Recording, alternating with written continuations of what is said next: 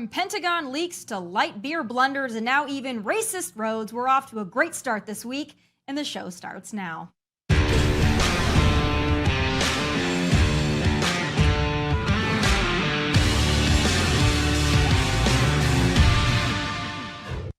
Folks, Pete Buttigieg is a moron. The bar over there at Team Biden is admittedly very low, but just when we think it couldn't get any worse, especially considering last week Joe told us to go lick the world, well, Pete decided to pull his share of the loser weight with this expert diagnosis of racist roads. Take a listen. We've got a crisis when it comes to roadway fatalities in America. We lose about 40,000 people every year. It's a level that's comparable to gun violence.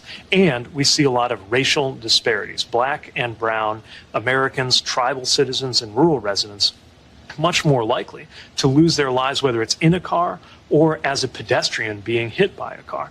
There are a lot of reasons related to discrimination, related to even the ways that roads are designed and built. Who has access to a safe street design that's got crosswalks and good lighting?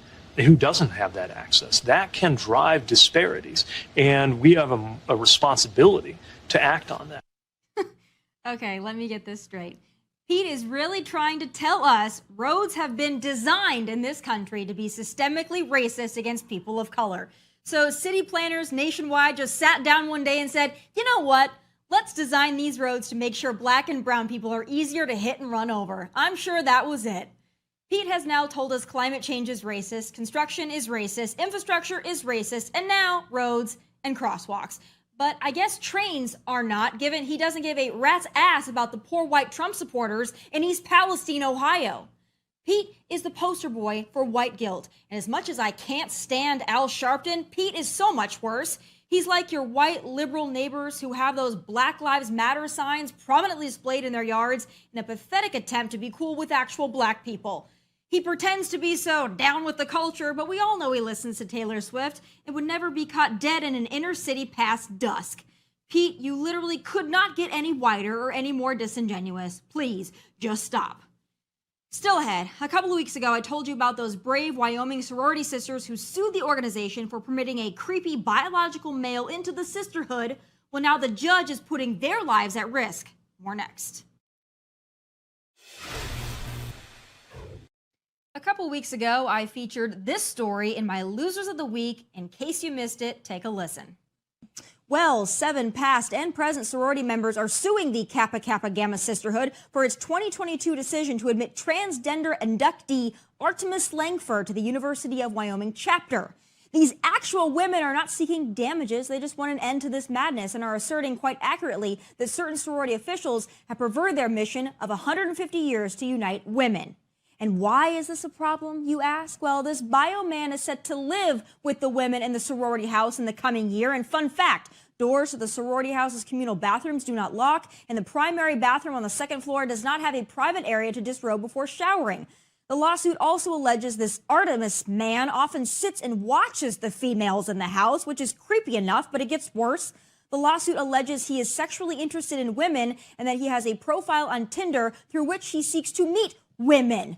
Oh, and while watching members enter the sorority house, he had an erection visible through his leggings, the suit says, and other times he just has a pillow on his lap. Well, no freaking duh, because this is a man who is posing as a woman to fulfill his sick perversions and do it under the protected guise of being trans. So to these brave women, I say, sue the pants off the sorority, no pun intended. Well, there is a new and disturbing twist to this story. The Wyoming judge presiding over the case has ruled these 7 real females may not be given anonymity in their lawsuit and must use their real names, even after threats from the trans activist Rainbow Mafia. Not only are women being denigrated, exploited, mocked, and replaced by biological men, now in order to stand up for themselves, they have to put their lives in danger. Oh, goody. Unbelievable, and where the hell are the feminists? Joining me now with his take on that and so much more is Senior Digital Strategist Greg Price. All right, Greg, you are my go-to person for everything, latest on the Rainbow Mafia. So I remember this story a few weeks ago. I was so happy to see that the sorority was standing up. All right, Wyoming, it's a conservative state. But now hearing that they have to put their names out there with everything and, the trans violence that's been occurring lately doesn't sound like such a great idea to me. No, it's absolutely disgusting what is happening to these sorority members at the University of Wyoming. The details of their lawsuit against this guy and against their sorority are incredibly disturbing. Like, imagine being a 19-year-old college student in your sorority house, and there's this, this 6'2", 200-pound guy with a dick and balls watching you change and, getting erect at the sight of you in your house. Obviously, you would feel uncomfortable. But this is what they are forcing upon women. Riley Gaines, the swimmer, talked about how the NCAA forced them to change in locker rooms with Leah Thomas and how uncomfortable it made them feel. And they did it without their consent. And the same thing is happening here. And it's absolutely disgusting. And as you said, where are the feminists? Where is now the National Organization for Women and all of these other groups that supposedly stand up for women's rights? Where are they standing up for these sorority girls being forced to change with this guy in their sorority house, being forced to live with a guy who's obviously making them uncomfortable? They're silent, and they're either silent because they're fully in support of this, because feminism today is forcing men to live amongst women and change amongst women, or they're just afraid of speaking out against it for fear of the backlash of being labeled a TERF and being labeled all of these other names that the pronoun mafia throws at their opponents. And it's disgusting. It's the most disgusting thing about it is all of the women's rights groups who are just silent about this and about all of the other instances like this that we're seeing around the country. And Greg, I'm really so confused because over the last couple of years, we've been told that pretty much everything is offensive. You can't sing Baby It's Cold Outside because there's no consent. In The Little Mermaid, you have to change the song to include consent. There's all this about consent. The Me Too movement has been all over this for the last several years. But now consent means nothing because this trans craze has entered the picture, now you don't even need to consent to having a man change next to you in a bathroom or a locker room or in your own freaking house. So I'm wondering, is this consent thing, is this a thing of the past? Are we no longer doing that anymore? Yeah, this is where liberal feminism has brought us, forcing real women to have to go through these things. That is what their ideology has naturally led to. And yeah, apparently it is a thing of the past. You can see how the Me Too movement is doing these days. I think the greatest indication of them all of how the Me Too movement failed was when Bill Clinton gave a whole ass speech at the DNC in 2020 and how he hasn't been canceled from public life yet. But yeah, this is what is happening, and it's only going to get worse. We've seen the stories about biological men in female prisons, the sexual assaults that have occurred.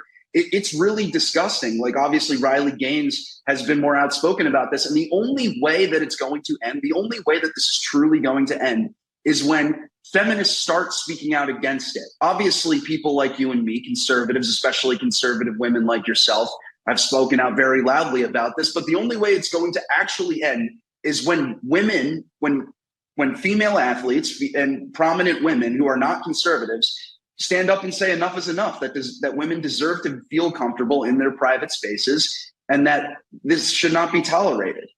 Oh, I agree with you. And I wonder, too, if a way that we could end all of this is, we've seen this before, that actual men who are upset that this is happening have said, all right, well, just to show you and prove a point here, we're going to all identify as women. We're going to all compete in women's sports. And they're just going to show you that it's going to be laughable. So maybe if they give them really a taste of their own medicine, maybe that's another solution here. But you're right. Until the left does something about it, then nothing's going to happen. And I have to say, the fact that Caitlyn Jenner has to be the one to take this on for conservatives, and especially trying to represent both communities here, that's laughable, that it has to all fall on Caitlyn Jenner to be the spokesperson for actual women's sports and women's rights.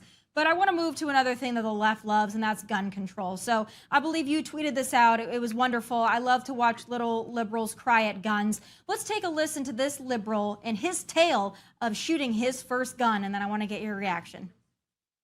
So I shot a gun for the first time today, and I've always been told by Republicans that after the first time, I'll be in favor of guns and I'll want more guns. But for me, it was the exact opposite. I realized how powerful these guns are, and at a moment's notice, they can be used to take someone's life. And the fact that in many states in this country, you can walk into one of these stores and 10 minutes later walk out with an AR-15 is absurd. This experience made me want more gun control, not less.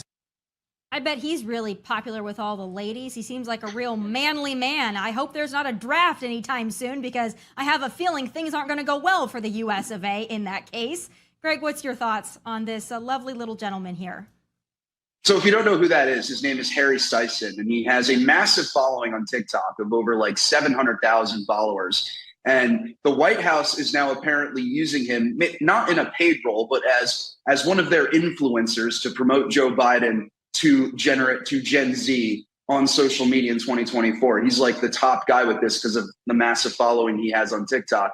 And that video was really funny. It was just a few generations ago that 19 and 20-year-olds were storming Omaha Beach. The average soldier in the Vietnam War was 19 years old. And today, 20-year-olds wet themselves when they shoot guns for the first time. And I think that's, very sad. And, I think most of Gen Z looks at that and says, I don't know if that guy is my spokesman. He's declared himself the spokesman of Gen Z. But I think most people look at that and just really cringe. But these are the type of people that the Biden White House is putting out there in order to try and appeal to Gen Z in 2024. And I think it's cringe to look at, but it's also really effective promoting themselves through these influencers, and that's something conservatives need to be doing too with our own.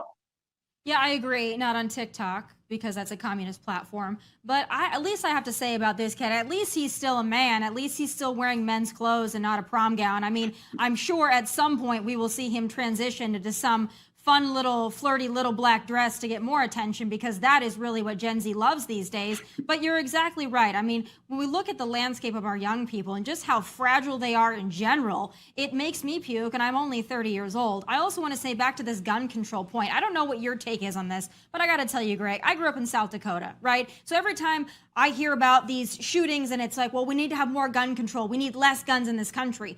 People like me who grew up where I grew up say, no, every time there's a shooting or there's lawlessness in the streets, I want more guns because I see the terror that's being inflicted on my country and I want to be able to defend myself. But do you think that this gun control argument, do you think it's making a dent in some conservatives? Because here in Tennessee, our own governor is passing some gun control measures, and he's supposedly a Republican. So I wonder if this is going to be the new normal. Well, no, Republicans obviously need to hold the line when it comes to protecting Second Amendment rights. There's a massive propaganda campaign in the media in order to cause people to misunderstand where gun violence in our country actually comes from. They cite all of these statistics about, how guns are now the #1 killer of children under the age of 18. And what they conveniently leave out is that there's a massive racial disparity there. The number of Black kids who have been killed by guns has skyrocketed over the last year, whereas white and Hispanic kids has remained essentially flat. They also never tell you that rifles of all kinds, not just AR-15s, are responsible for less than 2% of all gun deaths in America. The vast majority of gun deaths come from handguns, not rifles. And so when you read about mass shootings in the corporate media, all of the high-profile ones involve the AR-15, and that's where it gets all of the attention. But the actual drivers of gun violence in our country come from handguns in mostly cities run by Democrats and Soros-funded prosecutors. And their solutions, which is to not go after the criminals in these cities, to enact soft on crime policies and elect DAs that don't actually enforce the gun laws on the books, their solution is not tackling any of that. Their solution is to criminalize the right of law-abiding gun ownership. And that's, I think conservatives need to do a better job at communicating all of those facts to the general population, because Democrats scream about gun control, even though, as I just said, what the policies they advocate for would do nothing but take rights away from law-abiding citizens. It would not do anything to actually address mass shootings. And the only purpose of it is to raise money, be loud on the internet, gain retweets, while not actually doing anything to solve the problem. Oh, I agree. And that's also the same case when we're having this hearing today.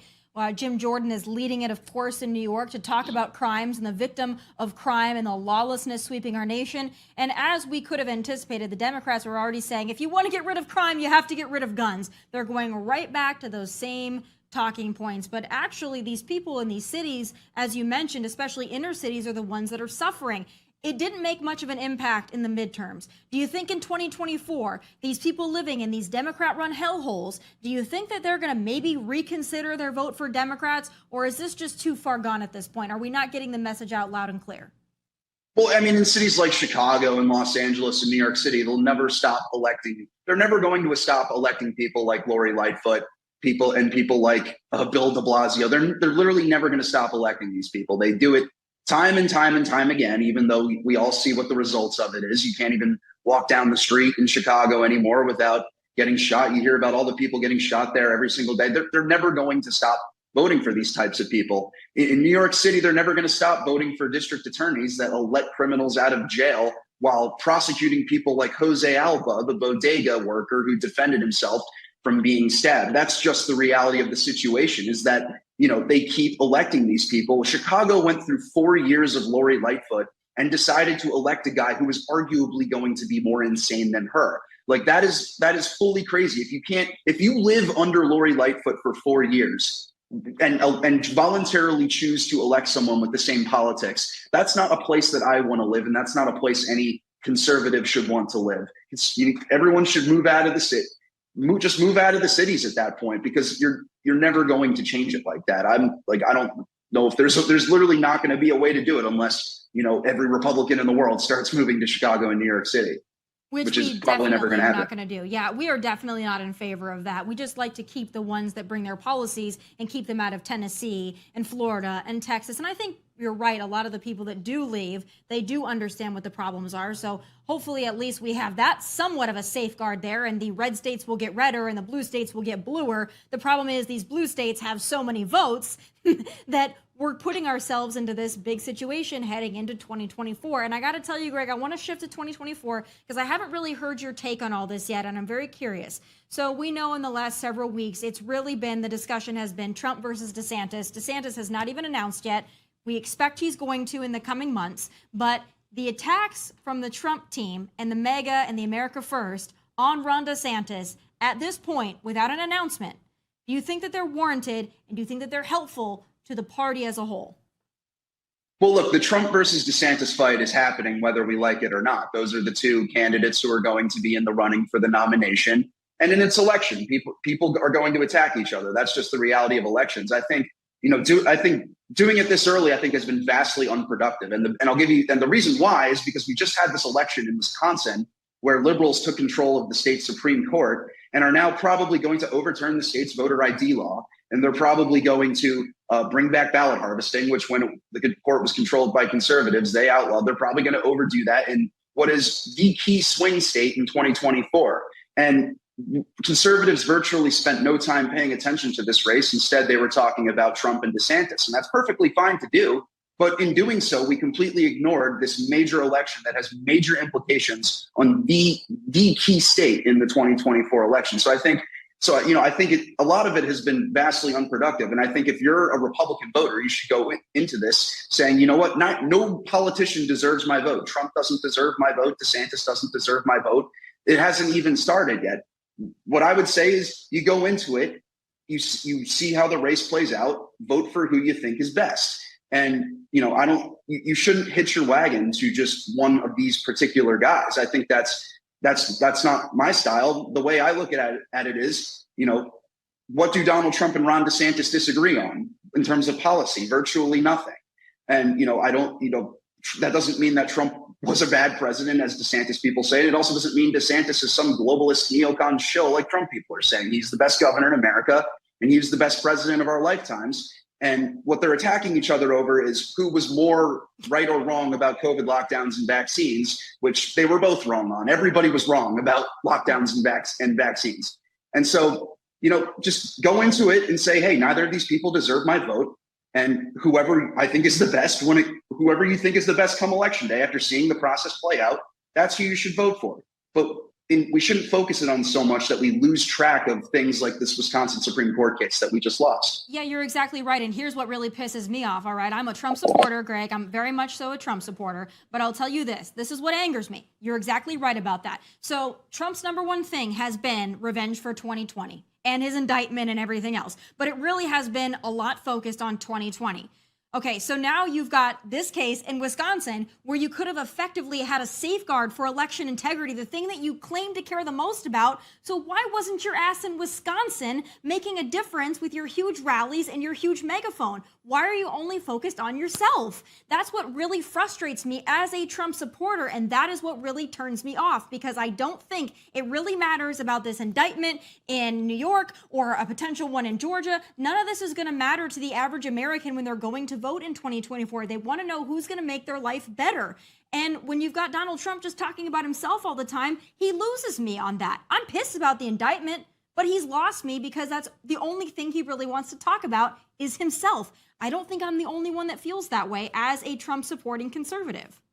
Well, yeah, you're obviously not. Some people who were, the biggest supporters of Trump in 2016 and 2020 have conveyed exactly what you think. And I agree with most of it. I think Trump's message in 2016 that was so effective to millions of people was, everything is rigged and you're getting screwed over. The I'm getting screwed over doesn't really, I don't think that affects, people as much. And you're right. There should have been a lot more attention played to this Supreme Court case in Wisconsin that was so critical for 2024. And, it wasn't even just Donald Trump and Ron DeSantis who were in Wisconsin. Like the national GOP was asleep at the wheel too, because we were focusing on it so much that we forgot that the little local elections matter when it comes. You can't win the broader elections until you win the local ones.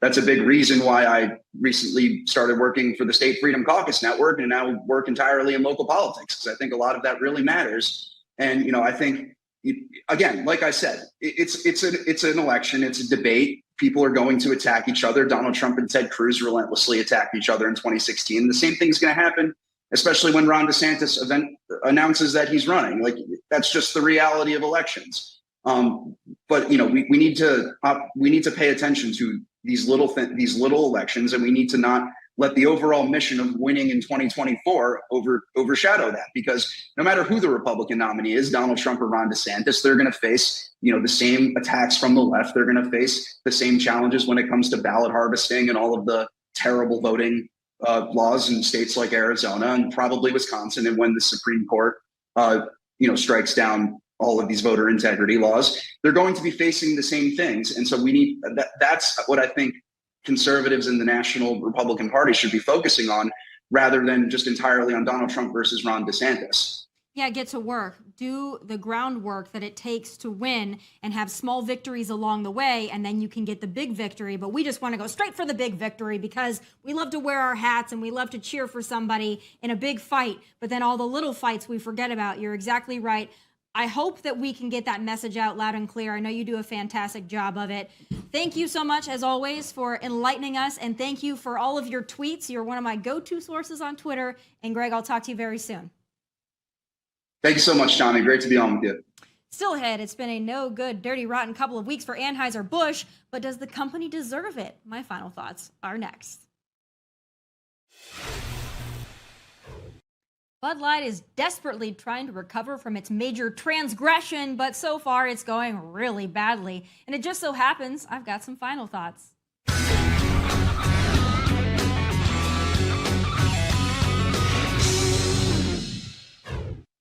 Yeah, folks, we are still talking about Bud Light, and here's why. The apology from Anheuser-Busch CEO Brendan Whitworth late last week wasn't a freaking apology.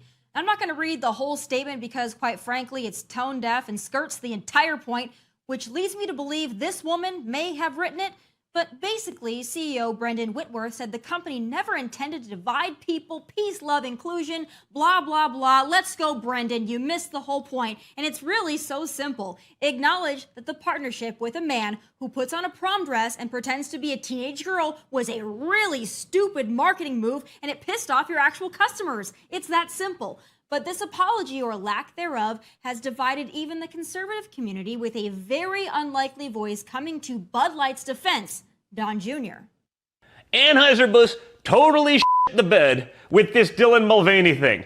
I'm not, though, for destroying an American and iconic company for something like this. Trust me, the memes have been so good. I'm sitting there chomping at it, like I want it. But like when I actually look into it, I'm not going to blame the whole company for the inaction or the stupidity of someone in a marketing campaign that got woke as hell. The company itself doesn't participate in the same leftist nonsense as the other big conglomerates. Frankly, they don't participate in the same woke garbage that other people in the beer industry actually do, who are significantly worse offenders when I looked into it. They'd be one of the more conservative-leaning companies in America. So they've been put on notice. I'm leaving them alone. I think you should probably do the same. If they do it again, they've been warned. But In the grand scheme of things, man, Anheuser-Busch, a lot less woke than the rest of corporate America. So I don't know that we want to kill the guys that are the least of the offenders. So Don's perspective is that the Anheuser-Busch brand and family has been pretty good to Republicans over the years, so we should cut them some slack. I disagree. Bud Light has lost billions over this debacle, and it's maybe the first time conservatives have ever had the intestinal fortitude to send a message and actually fight back against the wokeism that we just bitch about. So no, I won't cut Bud Light any slack until they acknowledge that they effed up. I want to know who made the call to have Dylan Mulvaney as the brand partner, and I want to know if that person still works for the brand. And this isn't advocacy for cancel culture, it's business 101. If someone at a company makes a decision and that decision costs the company billions, then that person should probably find a new job. But Anheuser-Busch won't do that because Anheuser-Busch is still scared of the Rainbow Mafia and more concerned with appeasing folks that aren't even likely their customers over we the people who actually drink domestic light beer. And that's the point here. The company and its CEO were trying to walk a fine line and play the middle, which would have been fine and actually a good idea, but too bad you decided to jump way over to the left and push the LGBTQ barbecue. So here we are, Bud Light. You dug your own grave, and you don't have the decency or the wherewithal to acknowledge it. So guess what? Anheuser-Busch will continue to hemorrhage money and customers, and you can put out as many ultra super pro-America ads as you want. Until you own up to your F-up, we don't care. Sincerely, your actual customers. Those are my final thoughts. Be sure to catch OutKick's YouTube channel and subscribe. From Nashville, God bless and take care.